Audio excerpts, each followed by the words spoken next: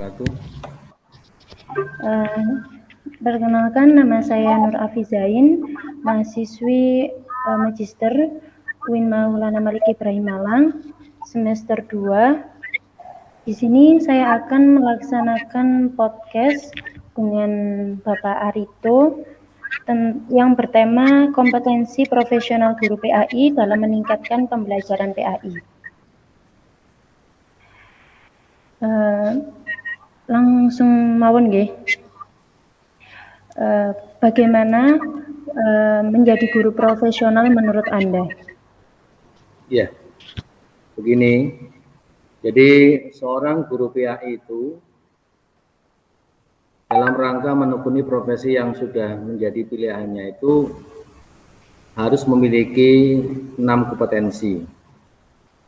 Yang pertama adalah kompetensi pedagogik, di mana kompetensi ini adalah kompetensi yang harus dimiliki oleh guru dalam bentuk keterampilan, kemampuan untuk mengelola suatu proses pembelajaran atau kemampuan guru PAI untuk melakukan interaksi belajar mengajar dengan peserta didik secara baik, efektif, dan menarik. Itu kompetensi yang pertama. Yang kedua adalah kompetensi kepribadian. Seorang guru agama yang notabene adalah guru yang memiliki latar belakang pendidikan agama yang baik, itu harus menunjukkan karakter personal yang baik. Indikatornya adalah kepribadiannya itu mencerminkan kepribadian yang positif selaku guru agama. Misalnya dia itu harus supel, harus sabar, harus disiplin, jujur, rendah hati, berwibawa, kemudian santun. Intinya seorang guru agama itu harus mempunyai akhlakul karimah. Yang ketiga adalah kompetensi profesional. Seorang guru agama itu harus mempunyai keterampilan untuk mampu melaksanakan tugas-tugas keguruannya, khususnya sebagai guru agama. Intinya, kompetensi profesional di sini adalah kompetensi yang bersifat teknis yang akan diterapkan guru secara langsung dalam melaksanakan kerjanya atau tugasnya sebagai guru ketika mendidik anak-anak di sekolah. Yang berikutnya, seorang guru agama itu wajib memiliki kompetensi sosial.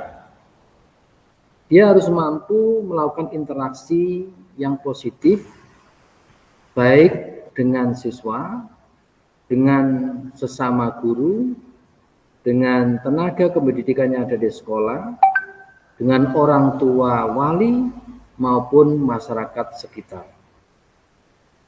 Yang kelima, kompetensi yang harus dimiliki oleh seorang guru agama adalah sikap spiritual.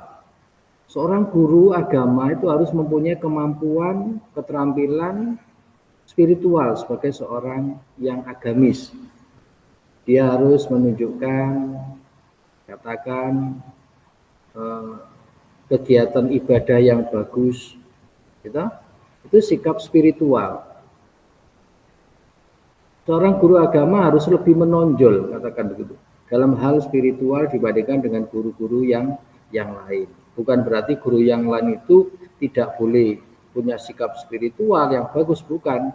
Tapi secara moral, guru agama itu harus menunjukkan sikap-sikap spiritual yang baik. Itu sudah menjadi tanggung jawab pribadi sebagai seorang guru agama. Kemudian guru agama itu harus mempunyai sikap leadership, punya sikap kepemimpinan. Dia harus mampu mengorganisir berbagai potensi yang ada di sekitarnya, mampu berkolaborasi dengan sesama, mampu mengakomodir berbagai usulan, masukan dari berbagai pihak. Dia menunjukkan sikap sebagai seorang bapak yang berwibawa, bapak yang bijak, sehingga dalam dirinya muncul sikap leadership kepemimpinan yang baik. Itu secara umum kompetensi-kompetensi yang harus dimiliki oleh seorang guru agama. Adapun secara khusus, seorang guru agama itu harus memiliki kompetensi profesional tadi. Apa indikator dari seorang guru agama yang mempunyai kompetensi profesional? Yang pertama, guru agama itu harus menguasai materi pelajaran yang akan disampaikan kepada siswa-siswinya. Materi itu harus dibuat secara struktur, konsepnya harus jelas, pola pikir keilmuannya juga harus baik. Artinya materi itu sudah disusun secara sistematis dan dikuasai oleh seorang guru agama. Yang kedua, guru agama harus menguasai yang namanya kompetensi dasar, menguasai indikator, menguasai tujuan pembelajaran dari suatu pelajaran yang harus dia lakukan. Apa KD dalam pertemuan ini? Apa tujuan pembelajaran pada pertemuan ini? Itu harus dikuasai.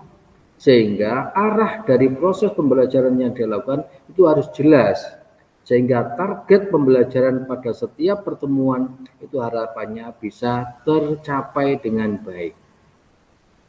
Yang ketiga, indikator guru agama yang profesional, yaitu guru agama itu harus mampu mengembangkan materi pelajaran dengan kreatif, sehingga bisa memberikan pengetahuan yang lebih luas, yang lebih mendalam bagi peserta didik.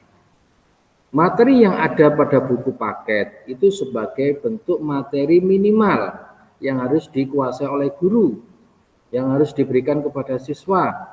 Akan tetapi guru itu hendaknya mampu mengembangkan bahan ajar. Sehingga sekali lagi pemahaman siswa terhadap materi itu lebih luas dan lebih mendalam. Kemudian yang berikutnya, seorang guru agama itu mampu bertindak reflektif demi mengembangkan keprofesionalannya secara berkelanjutan. Artinya apa?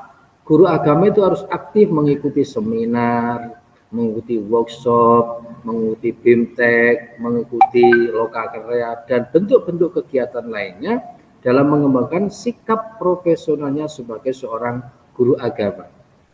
Dari dia berinteraksi dengan berbagai kegiatan itu, insya Allah akan banyak manfaat yang akan dia dapatkan langsung maupun tidak langsung. Yang berikutnya adalah guru agama yang profesional itu harus mampu memanfaatkan teknologi informasi dan komunikasi dalam proses pembelajaran dan juga untuk pengembangan dirinya.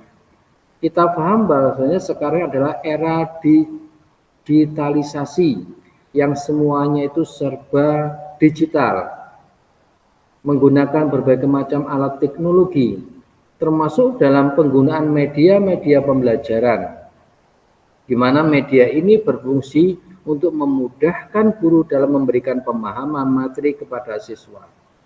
Gunakanlah teknologi yang ada. Buatlah media-media pembelajaran yang menarik, yang memanfaatkan teknologi informasi yang ada sekarang ini. Anak-anak sekarang dekat sekali dengan teknologi, sehingga guru itu harus mampu dan mau untuk mengembangkan dirinya untuk menguasai teknologi, khususnya penggunaan media pembelajaran, sehingga apa yang diharapkan, tujuan pembelajaran yang diinginkan itu bisa terwujud dengan baik, dengan waktu yang bisa dimanage dengan baik. Artinya waktu yang efektif dan efisien. Yang berikutnya, seorang guru agama itu supaya dia itu punya kompetensi profesional, dia harus mempunyai kemampuan dan keahlian khusus. Gitu. Misalnya guru agama itu punya kemampuan katakan qiraah, punya kemampuan menguasai penggunaan alat-alat terbang al-banjari dan lain sebagainya. Ini sangat mendukung keprofesionalan sebagai seorang guru. Intinya profesionalisme seorang guru itu akan berkembang manakala guru itu sadar akan profesinya dan dia harus selalu meningkatkan kompetensi dirinya untuk lebih baik. Itu sementara. The time is 8 o'clock a.m. Untuk selanjutnya, selama 16 tahun masa kerjanya Bapak, bagaimana perbandingan guru pada zaman dahulu dengan zaman sekarang? Apakah guru zaman sekarang itu sudah profesional apa belum? Dibandingkan Ya, terima kasih. Ketika saya belajar dulu ya. itu guru-guru itu menggunakan media-media yang sederhana. Guru-guru dulu itu mengedepankan suri tauladan, kedisiplinan, kemudian kesabaran. Itu yang diajarkan oleh guru-guru kita. Kemudian saya melihat guru-guru sekarang, harusnya guru sekarang tidak boleh berbeda dengan guru yang lama. Tetap harus mengedepankan keteladanan, kesabaran, kedisiplinan.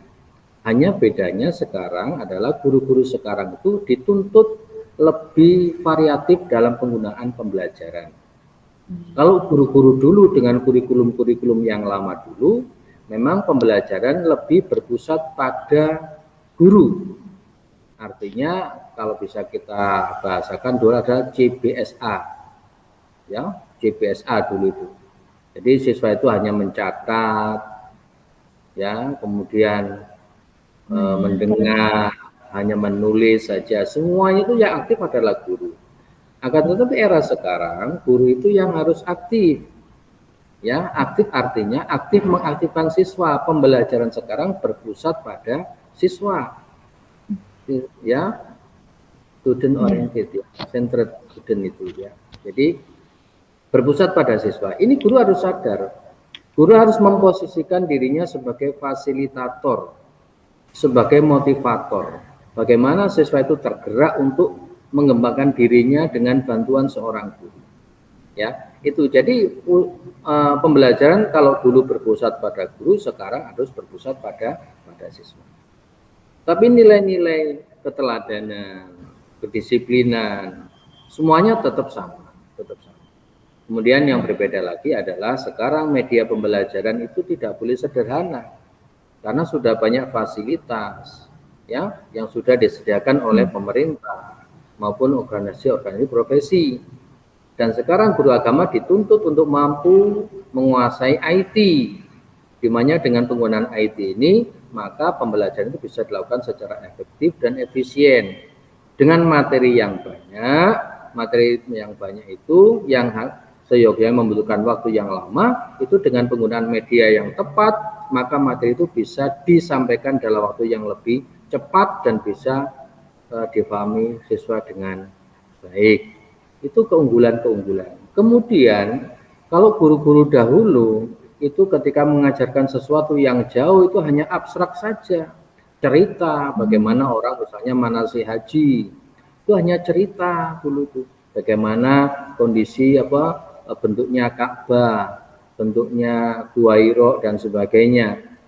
Itu dulu hanya berupa gambar saja atau cerita saja bagi mereka yang sudah mengalami atau melaksanakan ibadah haji dan sebagainya. Tapi sekarang itu bisa dihadirkan di hadapan siswa. Bisa ditayangkan video, ini loh Ka'bah, ini loh Gua Hira, ini loh muminya Raja Fir'aun dan sebagainya. Itu bisa dihadirkan, bukan hanya abstrak, tapi itu dengan keunggulan teknologi semuanya bisa dihadirkan, sehingga siswa itu bukan hanya berangan-angan membayangkan, tapi siswa sudah bisa melihat walaupun itu dengan teknologi. Jadi itu banyak sekali perubahan-perubahan yang positif. Akan tetapi tetap semangat bahwasanya guru agama itu membawa misi spiritual. Pendidikan agama itu harus menjadi sesuatu yang harus diperjuangkan. Yaitu apa? Yaitu pembentukan akhlakul karimah. Baik, untuk menjadi guru yang profesional itu apakah sulit? Sebenarnya untuk menjadi guru yang profesional itu tidak sulit. Semuanya berangkat dari kemauan kita sendiri. Gitu? Sebenarnya guru harus sadar. Kalau dia ingin jadi guru, jadilah guru yang baik. Ya, guru yang mampu menguasai materi dengan baik. Maka guru itu bukan berarti setelah dia jadi guru terus berhenti belajar, tidak. Justru ketika dia sudah jadi guru, dia harus selalu menambah wawasan, menambah keilmuannya, menambah keterampilannya. Supaya apa? Kompetensi dirinya semakin hari semakin baik. Dan itu sangat dibutuhkan ketika dia melakukan sebuah proses pembelajaran yang baik kepada siswa. Karena apa? Kompetensi siswa itu juga menunjukkan kompetensi seorang guru. Jadi tidak mudah, hanya tergantung kemauan daripada guru itu sendiri. Dan sekarang itu banyak cara bagaimana guru itu ingin menjadi guru yang profesional. Banyak organisasi profesi yang selalu mewadahi, memberikan akses yaitu untuk melakukan pengembangan diri. Banyak sekali fasilitas-fasilitas yang ada. Sekali lagi itu tergantung pada pribadi masing-masing. Selanjutnya, apa kendala Bapak menjadi seorang guru yang profesional pada saat ini? Kendala saya menjadi guru yang profesional, ya sebenarnya kendala itu berangkat dari saya sendiri. Kadang-kadang ada kegiatan peningkatan kompetensi, kemudian kita dihadapkan pada kegiatan yang berbarengan. Itu kadang-kadang kita harus memilih. Inginnya kita mengikuti misalnya BIMTEK IT, gitu, tapi ternyata pesertanya dibatasi. Itu hanya perwakilan. Nah, harapannya kan kalau misalnya ada BIMTEK terkait dengan IT pembelajaran, itu biasanya harapannya kan semuanya bisa ikut.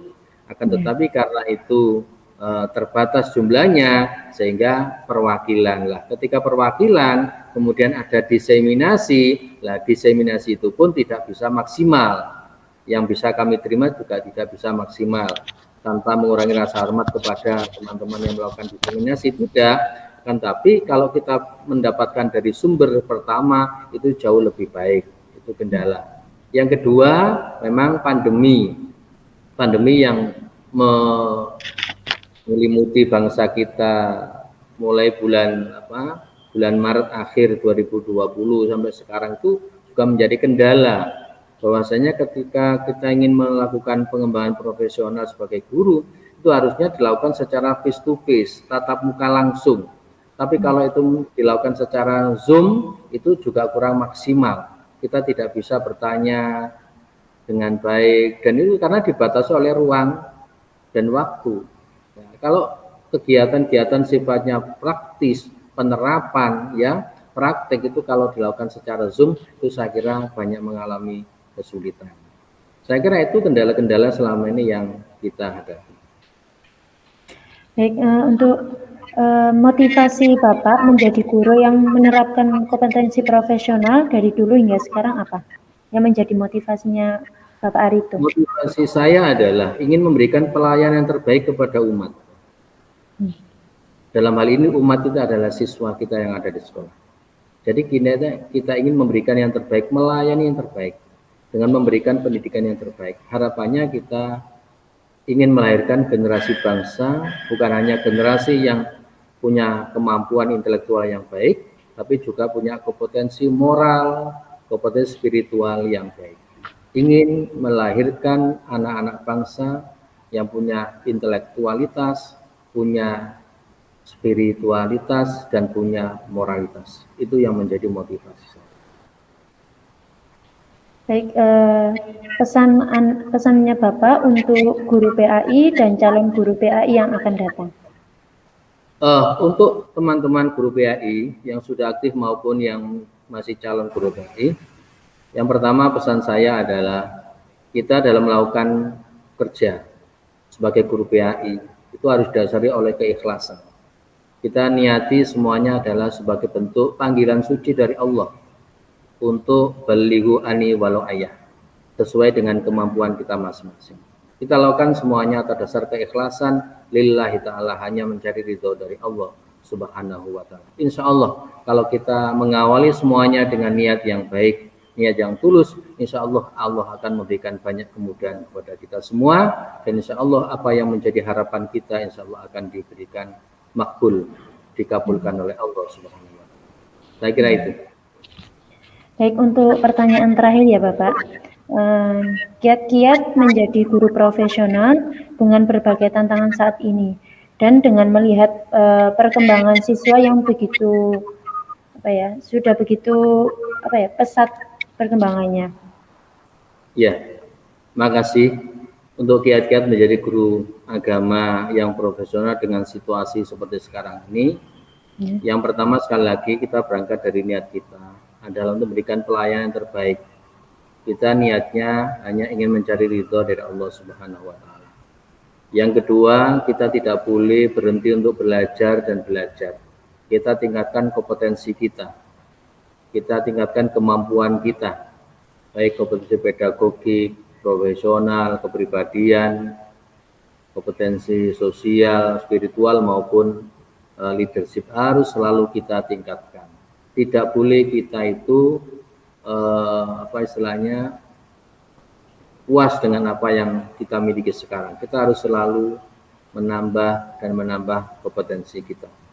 Yang ketiga, menghadapi situasi sekarang, perkembangan teknologi mau dan tidak mau harus kita ikuti. Kita tidak boleh menolak perkembangan teknologi, tetap harus kita ikuti. Kita ikuti yang positif. Kita manfaatkan teknologi secara baik, bahkan bisa menunjang kegiatan belajar mengajar kita dengan penggunaan media belajar yang efektif dan yang bervariatif. Yang keempat, kita harus sadar bahwasanya anak-anak kita itu mempunyai latar belakang yang berbeda-beda. Kita harus memahami karakteristik siswa kita. Kita harus mengedepankan kesabaran, karena anak itu punya kemampuan yang berbeda. Maka harus ada pendekatan yang bijak, ya, harus ada pendekatan yang baik. Bagaimana kita mengantarkan anak kita menjadi anak-anak yang tadi, anak-anak yang punya kemampuan intelektual yang bagus, anak-anak mempunyai kemampuan spiritual yang bagus, dan anak-anak yang menunjukkan moralitas yang bagus. Itu harus selalu kita lakukan dengan kesabaran, dengan ketelatenan.